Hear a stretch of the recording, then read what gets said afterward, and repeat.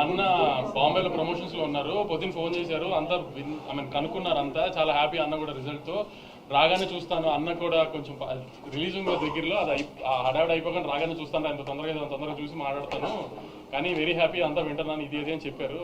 అన్న ట్రాక్ చేస్తున్నారు పొద్దు నుంచి అంతా, అన్న వెరీ హ్యాపీ.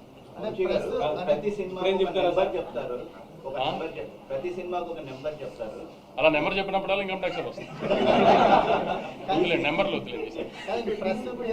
ట్విట్టర్లో వేస్తూనే ఉంటారు, సెంటర్లు వేస్తుంటారు, మిమ్మల్ని ఎక్కువ కలుస్తుంటాం మేము, తెలుస్తుంది రెగ్యులర్ మీడియాతో ఎలా ఉంటారు, కానీ ట్విట్టర్లో మాత్రం ఫాస్ట్ రెస్పాన్సెస్ ఇచ్చి మీరు ఇచ్చిన రెస్పాన్సెస్ ఎక్కువ ట్రెండింగ్ అవుతున్నాయి.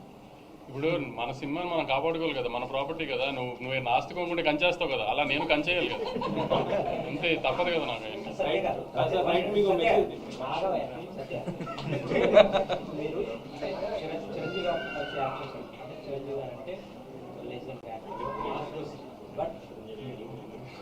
విజయ్ గారు చూస్తే బికాస్ మీరు ఎలాగా హీరోగా చేస్తున్నారు, విజయ్ గారు కూడా హీరోగా చేస్తున్నారు.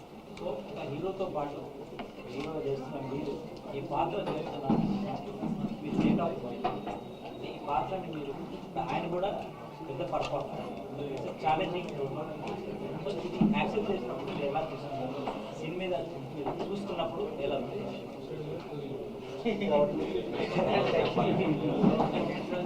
అంటే నెంబర్ వన్ అది నేను అంటే కథ విన్నప్పుడు చెప్పాను కదా, వినగానే అంత క్యాలిక్యులేషన్ నాకేం అంటే మనం ఇది చేస్తున్నాం అది చేస్తున్నాం, జెన్యున్గా నాకు స్టోరీ చాలా బాగా నచ్చింది.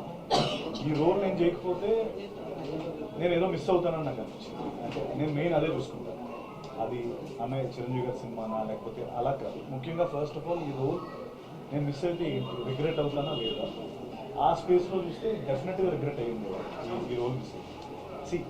ఎస్ నేను విజయ్ సినిమాలో నేను చేయడం అదంతా నేను అంత క్యాల్కులేట్ చేసుకొని డెసిషన్ తీసుకోండి, రోల్ నచ్చితే చేస్తాను.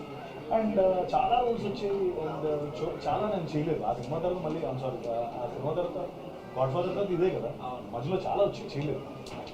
ఎక్కడో నాకు I couldn't feel it. And నా సినిమాలు నేను చేసుకుంటున్నాను, మన కింగ్డమ్ మనదే ఉంది, but this Kingdom I felt it, I thought I regret it. Vijay గారు